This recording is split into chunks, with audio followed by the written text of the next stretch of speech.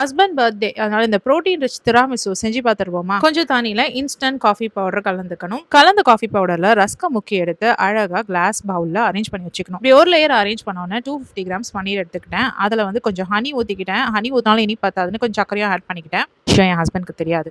அத அப்படியே பிளெண்ட் பண்ணி அந்த கிரீம் எடுத்து அந்த ரஸ்க் மேல ஊத்திட்டேன். திரும்பவும் 2வது லேயர் ரஸ்க் எடுக்கணுமா. இது மேல மிச்சம் இருக்கிற கிரீமையும் ஊத்திட்டு கொஞ்சம் பேட்ச் ஒர்க் பார்த்தேன்.